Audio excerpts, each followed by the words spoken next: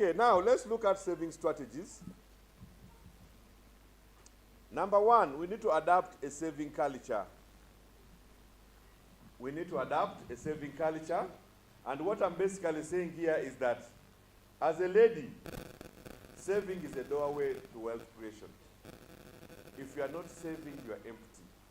It starts with the saving. You save and then you invest. No matter how small it is, please save.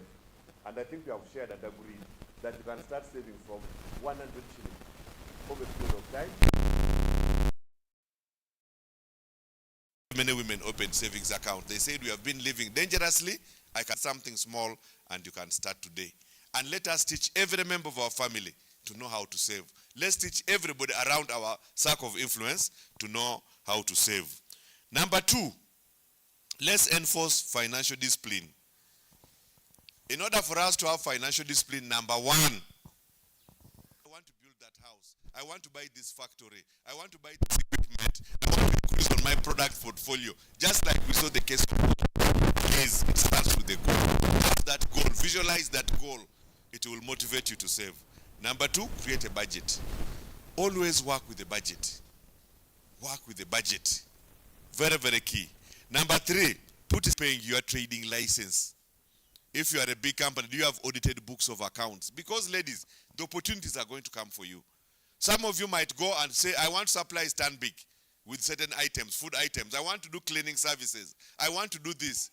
The banks do not work with companies which are not formal, which do not have those financial documents. And opportunities will open for those who are organized, for those who are prepared. So be formal. Make sure that all those documents, you have them. They will position you for better things. Number three, reduce on your costs. Every business has got heavy costs. Look at those heavy costs that you incur in your businesses and try to reduce them as much as possible. Yesterday in Fort Portal, we had a lady who owns a school. She said she went through a training on fuel consumption, and she started to reduce on the firewood they were using from almost 6 trucks a week to less than a truck. She looked at where her business was spending a lot of money. She looked at ways on how to save, and she brought down her cost down. And when you reduce and you save on your expenses, that's already money that is earned. So let's look at those, and then we reduce them. The low-hanging fruits, we've already talked about them. Look at your businesses, and where can you start saving now? Can you start saving on airtime? There's a lady we met in Mbarara. She used to spend about 8,000 on food. She started putting it in the account every day. Can you save on transport? Can you save on the airtime that you're using? Can you save on whatever it is? Those low things that you can start saving on today, please work on them. You might also want to consider saving on fixed costs. There are those costs which are fixed.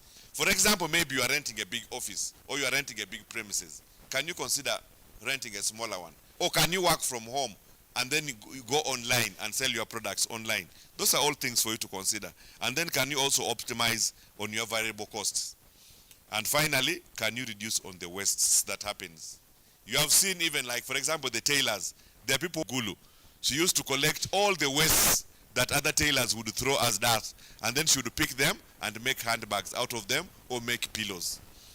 So are there opportunities where the waste that you are making can be a byproduct of another product? So all these are things for you to consider in order for you to reduce on the costs. And then number 4, finally, search for saving. Compare interest rates. Compare interest rates for savings accounts. You now have the knowledge. Do your shopping around. There's a lot of information out there. So do your research and go for the best option. Money on the current account offers. We talked about money markets. Do you want to go for treasury bills? Do you want to go for issued certificates or whatever it is? So do your research and then go for the best for you. And then also join saving groups. When you join saving groups, definitely you'll get a lot of ideas that are going to help you to grow your money and also to grow yourself. So in other words, what we are saying here is that be wise, do not play with your savings, but make sure that your savings are working for you. You have 1 million in the cash, it is in the drawer. For the month you have made 1 million. All of you have made the million in your businesses. My question is, ladies, how are you going to use that money? How are we going to use that money? Tell your fellow ladies. Look at up there, 1 million. 1 million in my account. You have the answer? Tell the ladies, how are you going to use the money? I will buy land. She's going to buy land. Thank you very much. Pass on the microphone. I will first make a budget on how I'm going to spend that money. Tell us that budget. Okay. I will first see the thing which I want to do. If I want to go to and make a sheet and make a budget, like I can write amadara nikasogora sente zinga ekimeza nebintu ebintu kwenda kutekama msobora kwa mbigura sente zinga bintu kinso kuba ninyenda gura nga boxes za sabuni katoni extra nebintu ebindi nukundole sente hizi na sitaka sente zinga nukonsobole kurora maguru ataganda iham hakumalira. Thank you. Next. For me, I will buy a bull. You buy a bull. Yes. You remove all the business money and you buy a bull. Okay. You? From the business and I want to have 2 more ladies actually. 2 more ladies, come. 2 more ladies. I want number 5 people here. 2 more ladies. Hey, 2 more ladies. We are learning. 2 more ladies here. Thank you. Let's clap for her. Let's clap for Mercy. Then I add on my stock. That's what I can do when I get the money. I would use the 1 million. For instance, if it's my business, I've got it from my business. Yes.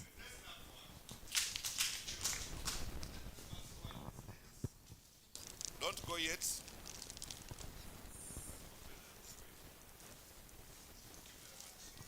Now, ladies, money has got what we call principles. What did I say?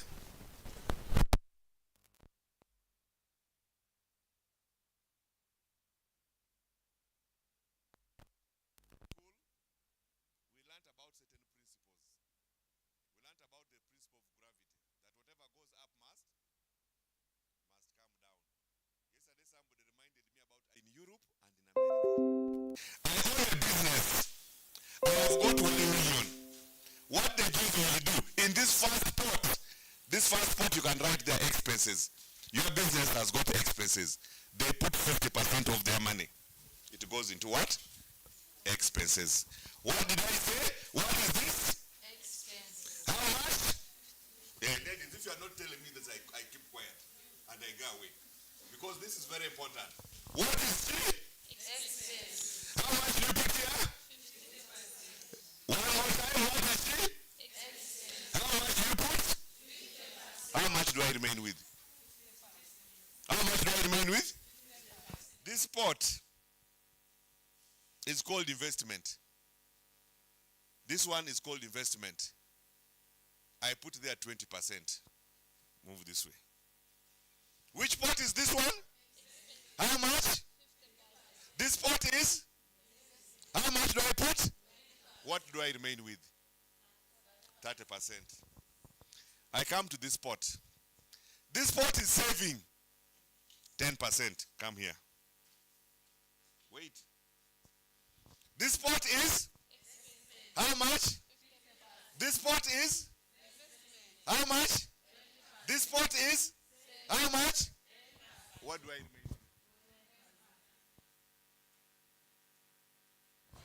We go to this pot. This pot is your tithe. Tithe, the money you put back to the church or to the mosque. Tithe. This one is 10%. Tithe. The money you take back to the pot, 10%. Okay, I go back here. Which pot is this? How much? This pot is? How much? This pot is? How much? This pot is? How much? What am I remaining with? This pot is what you give away. Funerals, weddings, whatever it is, You give away this one. This 10% is you give away. Money that you just give away is this pot. Finally. This pot is how much? This pot is how much? This pot is how much? This pot is how much? This pot is how much am I remaining with? You can go and sit.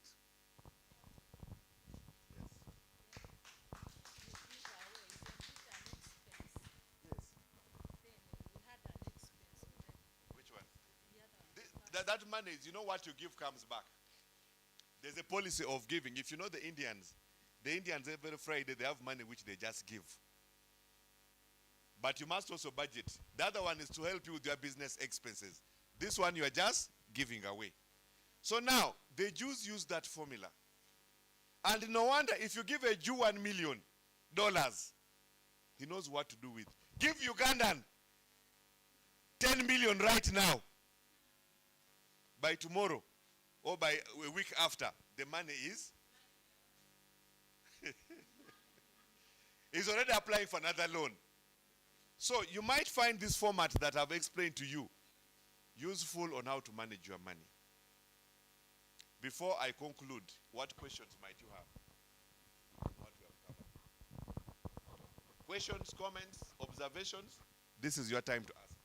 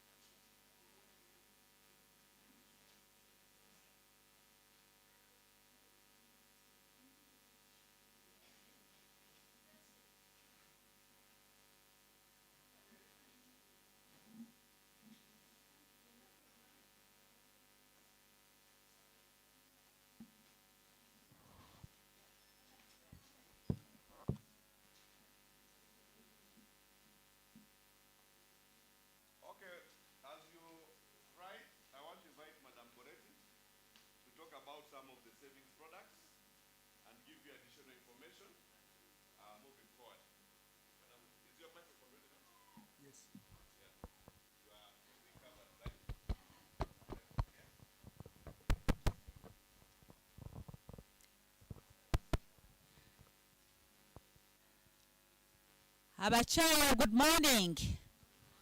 How are you today? Are you aware that we are in our final day? Are you aware we are graduating today? Are you ready to graduate? But remember, we are going to graduate in 3 things. One, we are getting a certificate which confirms that we have undergone a training which is going to help us transform our businesses, transform our lives, and also transform the communities where we live. That is number 1. But it is also confirming that we have come and attended business, how to run our business in a better way. Whatever business you're doing, small or big, you have got the skills.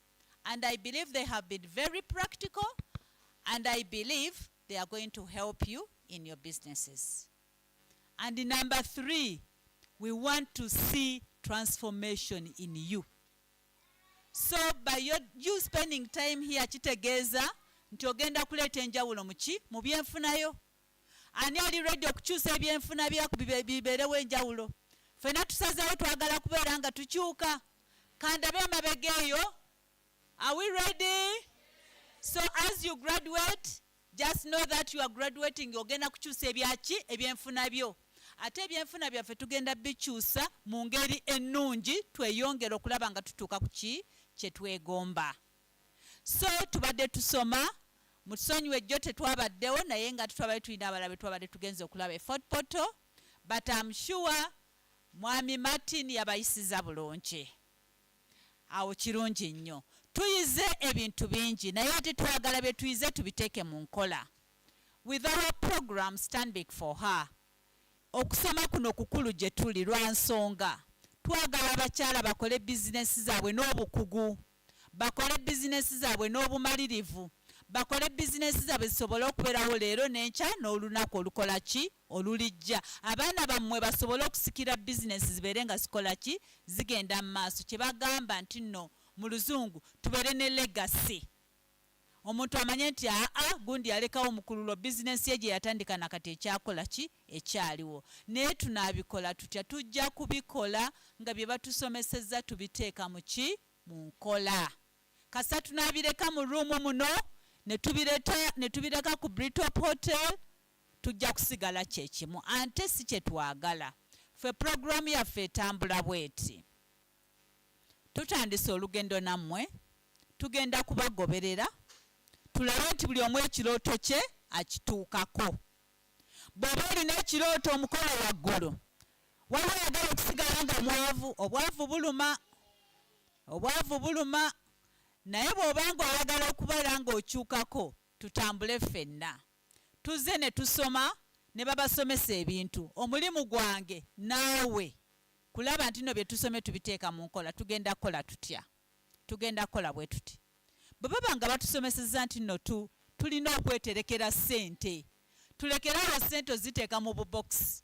Nze wendi okugamba nti nno nyambye nti abakyala okulaba nti bafuna we bakola ki we batereka ssente. Bangi bagambye tetugenda kuddamu kutereka ssente mu bubokisi, naye tugenda ziteekawa. Wendi mu ngeri ki? Tulina engeri omukyala gy'osobola okuterekamu ssente mu banka. Tulina akawunti y'abakyala. Akawunti y'abakyala ogiggulawo kasita obeera ng'olina national ID, akafaananyi bajja kakuba, oteekako emitwalo 2 ne bakuwa ATM card, ne bakuwa ne FlexiPay wallet okusobola okuba nga akawunti osobola ogifuna ku ssimu, wadde kabiriiti, wadde seereza. Tugenda kubawa ba bank agent muno babeere nga babakola ki babatuusaako empeereza. Naye nga kiri gy'oli okwevaamu n'ogamba kanzigulewo akawunti nteekengayo ssente zange. Bw'oba ng'oteekayo ssente tekiriiko nti sonda ziweere olyoka oteekayo, nedda. Mala okutunda balirira z'ogenda okukozesa, otooleko z'oyagala okutereka 3,000, 2,000, 15,000, mutwalo, teekayo. Bagamba kamu gwe ki gwe muganda. Beera ng'oteekayo ne bwe luba 10 lukola ki? Lugendayo. Okuteekayo tetulina kye tukola ki? Kye tukuggyako. Ate bw'oba ng'otaddeyo ssente ezo babagambye bba mutereka ssente, tereka ng'olina ekigendererwa si kyekyo. Beera n'ekigendererwa olabe nti ekigendererwa kyo kikola ki? Okituukako. Bw'oteekayo ssente ezo ofunako amagoba. Naye amagoba ago gasinziira ku ki ky'osazeewo. Oyinza okuddira n'ogamba nti kansonde ssente zino bwe ziwera mbeeko kye ntuukako. Oyinza kukola otya? Oyinza okutandika n'ogakambe nga nteekayo ntono bwe ziti. Bwe ziwera miliyoni emu ng'okuba akasimu. Kugamba naye watugamba tusobola okukola ne fixed deposit tugikola tutya? Ng'awo nkugamba nti abo oba owezezaawo ssente oyinza okuddira ezo ssente tuziteeke ku fixed deposit ofunemu amagoba amangi. Kubanga yo fixed deposit oba olinawo akawunti gy'oba otambuza ng'ozze oteekako ssente. Bwe ziwera n'obagamba zino muziteeke wabbali okumala myezi 6 okumala mwaka mumpe amagoba nga ki? Ekiseera ekyo kiweddewo. Ye fixed deposit. Fixed deposit ssente ziva ku akawunti yo tetugijjaako wadde emisoso. Wabula ssente ezo tuzitereka okumala akaseera n'ofuna ki? Amagoba. Tulinayo n'engeri endala ey'okutereka ssente ng'olina ekigendererwa ng'okusasula school fees gye tuyita EduSave. Kati eyo EduSave ebeera nti oyinza okugamba banka oba gwe kennyini n'osalawo n'ogamba nti nja kufunanga ssente buli mwezi nteekayo 1,000 oba 2 oba 3 mbenga bwe ntuuka okusasulira abaana bange school fees ssente ezo ze ntoola n'enkola ki? N'ensasula. Akomukalabye eyo ebeera school fees oba oteekayo ssente mpola mpola kusobola kulaba nti nno ebintu byonna ebiba biguddewo naddala okusasula school fees oba osobola okukola ki? Okuzisasula. Eyo okugikola ojjuzaamu foomu ebeera tugiyita standing order. N'ogamba banka nti ku akawunti yange oba buli mwezi mujjengayo 15,000 muziteeke wabbali. Kati awo kitegeeza nti gwe tojjanga gendanga ssente zitwala ku akawunti wabula banka ejja kuzitwalako automatically ezikuteere waki? Wabbali. Mbagambye nti okugulawo akawunti yakyo weetaaga ki? National ID n'akafaananyi n'emitwalo 2. Baleka abaguddewo akawunti gyo aba banka lwe bazze. 2 3 abalala 3 zonna baziteekawo bamaama. Wonagulawo genda tugenze. Ate kati mwe tumwamala okugenda ng'ate mugamba nti nkomeewo. Mugenda kugulawo leero bajja munagulawo olwaleero awo kirungi. Naye ate era tusobola okubanga abamu tuterekera mu bibiina. Ekibiina kikola kitya? Ekibiina bw'obanga mukirina nga mulina oba sabo musobola okugulawo akawunti yaki? Y'ekibiina kyammwe. Kasita kibeera ng'ekibiina kiri registered kirina ki? Certificate. Mulina certificate, mulina constitution. Bamikaana balina groups ezo nga zirina certificate ne constitution. Kirungi nnyo. Kati kiri erimmwe mutule ne bakyera basonga munenkeshala abamugambe nedda ssente zaffe zijje mu kaki? Mu kabokisi. Twagala ssente zaffe zigende mu banka. Ssente zibeera mu kabokisi zikema omuntu gwe mwalonda nga treasurer ne zikema abantu basula nabo mu nnyumba ate ne zikema n'abaana abalala abamuli okumpi abamanyi nti treasurer wammwe. Kuba essaawa yonna bagamba ye nalina ssente z'akabukusobola okugendayo. Mujjukire nti ebiseera bye tubeeramu bibi nnyo. Mulekerawo okwekuumako ssente ate ekiriko ennaku zino kiwootere okuuma ssente z'abanno n'obulamu bwo nabwo bulungi mu bulabe. Kuba omuntu bw'ajja oluusi ayinza okusalawo okutwala obulamu bwe lwaki? Lwa kabokisi. So ssente muziggyeeko. Okola otya okugulawo akawunti y'obuliivu? Tuba twetaaga registration certificate. Bwe tumala registration certificate ne tuteekako constitution tufunamu kopi ne mumala ne musalawo mu meeting yange gye tuyita resolution tuba ne tujja kugulawo akawunti neki? Ne Stanbic Bank. Tulina ne ba commercial officers abagundi commercial officers mu municipal oba ne bali ku district nabo balina okuwandiika ebbaluwa nti kino ekibiina tukimanyi kiri ku mulamwa era kyewaddeyo kijja kugulawo akawunti. Kasita mufuna ebyo nga mugulawo akawunti nga muleka ssente mu banka olwokubanga muli bantu mubadde musevinga tutandikira ku 10,000 naye ng'egyo 10,000 gyammwe si muba ssente zammwe naye tetugamba nti ze zisooka nemuyongeramu ezikolaki ezeyongerayo ekirungi ekibaamu nti bwewala okugulawo akawunti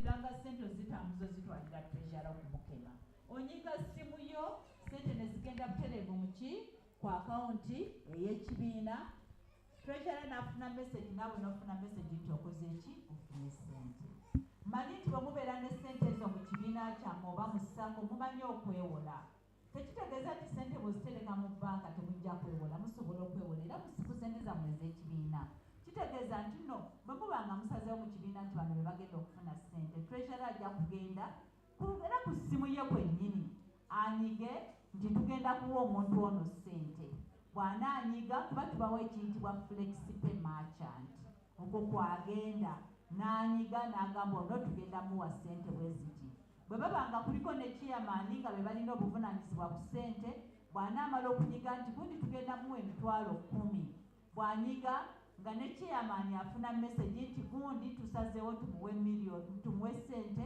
emitwalo 10 nga chairman anyiga nti yes chairman bw'amala okunyiga yes nga sente zitambula nga zigenda ku ssimu yaani gy'oyo omuntu afunye looni kitegeeza nti okufuna kwammwe looni oba okuteekayo sente tekibeetagisa gendanga buki mu bbanka wabula mukikolera ku mutimbagano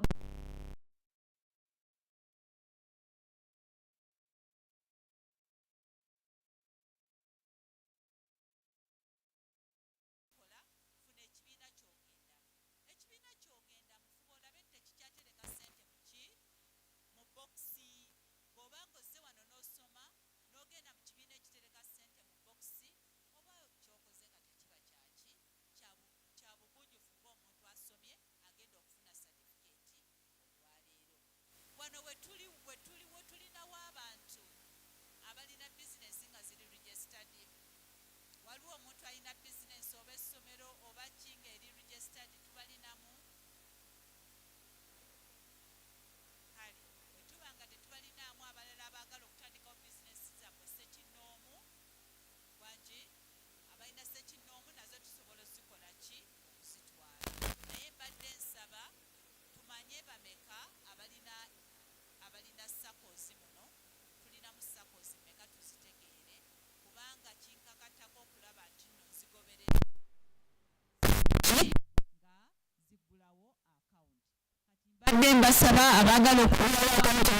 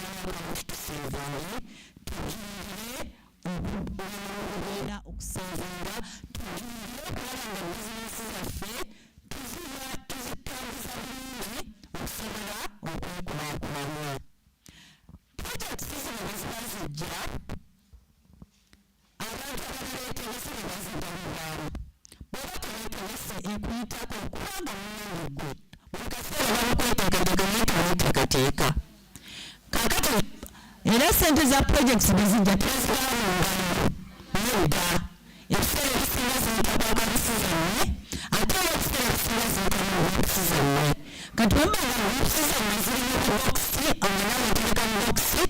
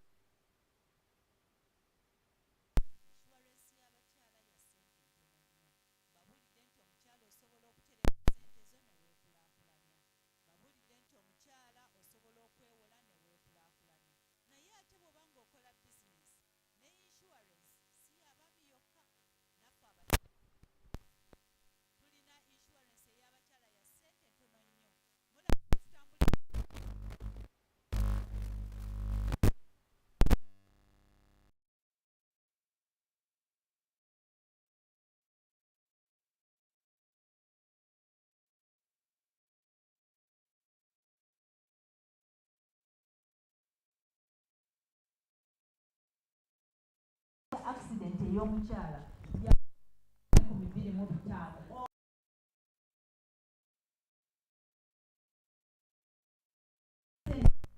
accident akaboda akakubye banka n'ekusasulira tekikuyamba okusinga bw'onoogenda n'okola ki n'otoola ssente za bizinesi.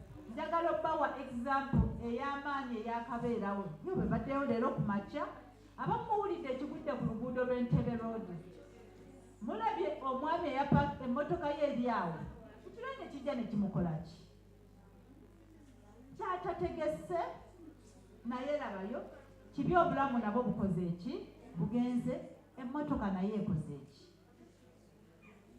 Ebintu ng'ebyo ffenna bisobola okukola ki naye ng'ate insurance bw'ebaawo ekola ki ekuyamba. Tulina ne insurance eyaki ey'obulwa katugambe tulina eya accident tulina ey'obulwadde medical tulina ey'obintu mu nnyumba oba bizinensi oba olina bizinensi oteekamu ate ne tubeera n'ey'okufa.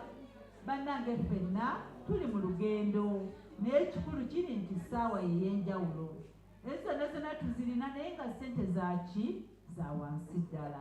Abakyala bwe mpulira nga kyenjogeddeko kikkoonako jangu ombuuza omwambe wano nkola ntya wendi ndakusobola obbabulira ate n'abantu baffe ab'omu bbanka bagenda kujja ebyo byonna bongere okukola ki kubattaanyaako. Mbadde nsaba abalina ebibuuzo tubuuze nsobole okwongera okukkaatiriza kye muba temutegedde bulungi. Njogedde Luganda nga njagala muwulire bulungi. Munsonyiwe olutoolo sirumanyi bulungi bwe munanjigiriza nja kukola kirabulungi. So neyanze nga balina ebibuuzo mbadde nsaba tubuuze.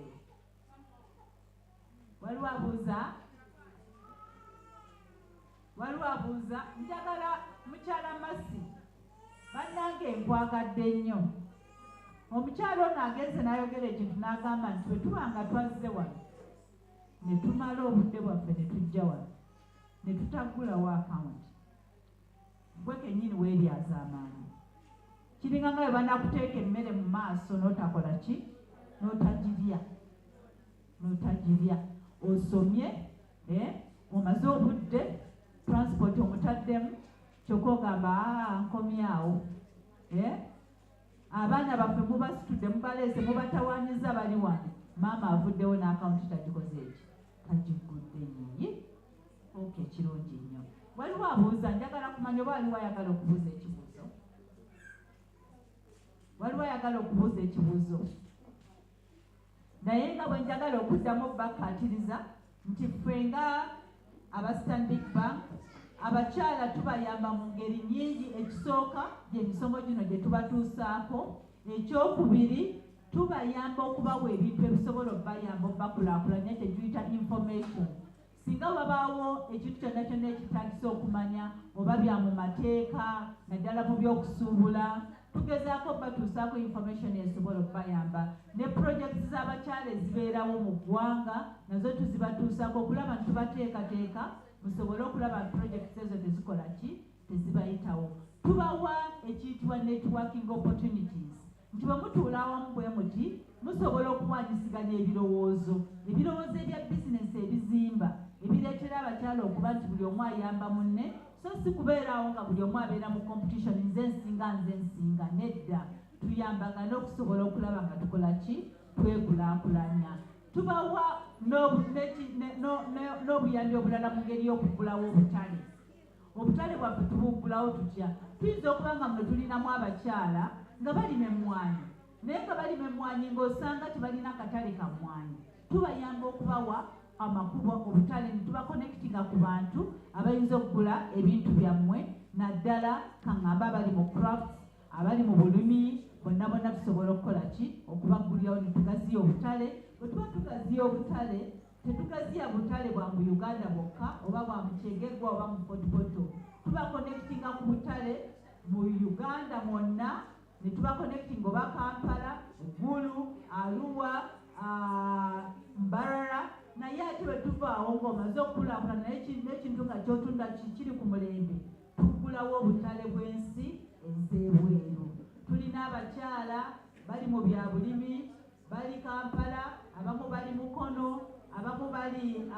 Kayunga bagendagenda Canada kutwalayo ebintu byabwe byaki bya bulimi naye kati kumwe tewaliyo yegomba kutwala bintu bye naye kuba mu nsi ezo osobola naawe okutuuka ku mulembe ogwo oba ku mutindo ogwo singa oba ofunye omukisa n'omanya abakyala bali bakikola batya naawe n'oyiga osobola okukikola byebyo bye tubatuusaako tufube ekyokulaba nitubyettanira tulabe nga tubifuna leero omuloozezza ku kusoma enkya mujja kulooza ne ku birala naye nga ate mu kusoma musobodde okunetiwakinga mbalaba wano mwenna mwebuuzaganya mulaba buli omu kyakola naye ate mukakitwale nga kyekiseera kyekimu buli omu ategeere munne kyakola ba wano ng'otegedde munno kyakola olaba oba osobola omugulako oba ye okukola ki okugulako mwebale nnyo mwebalire ddala. Any questions?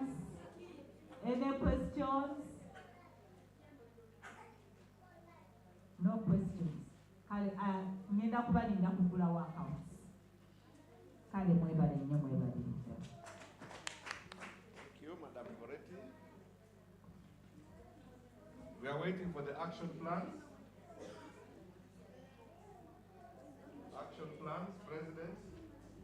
Make sure that we have them ready. The action plans.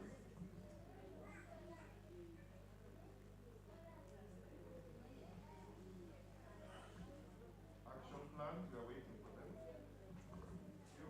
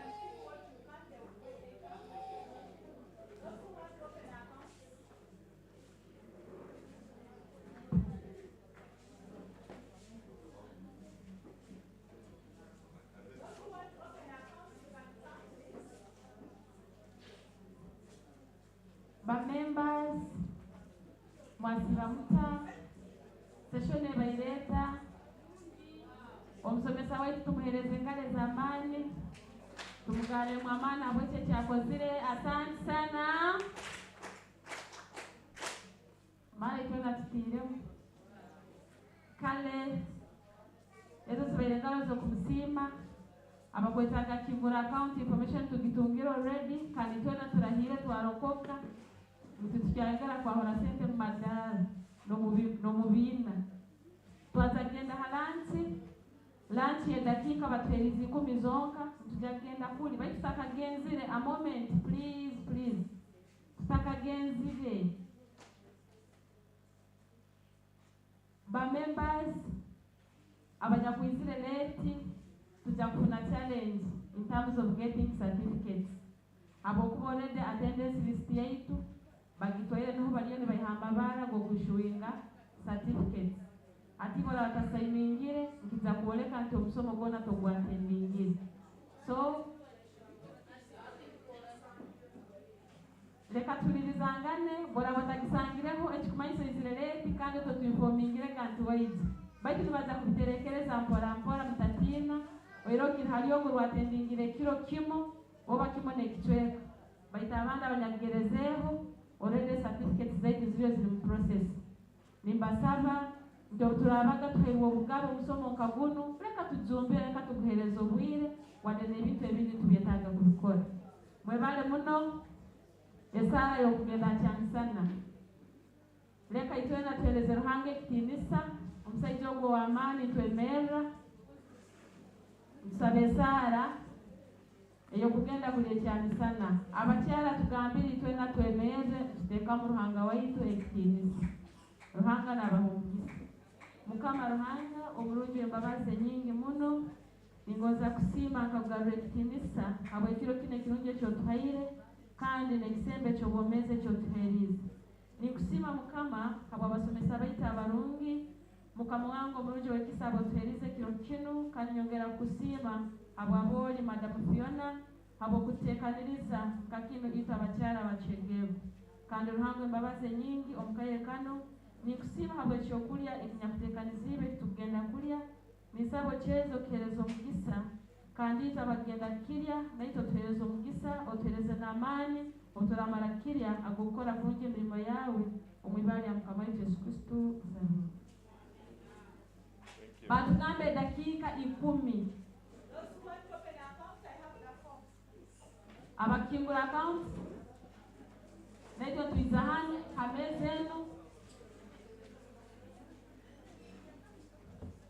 kandi abakugenda kune cyamisana naito twarobwire tugenda cyamisana cyaitu abatakisubmitting action plans please mutagenda nazo kandi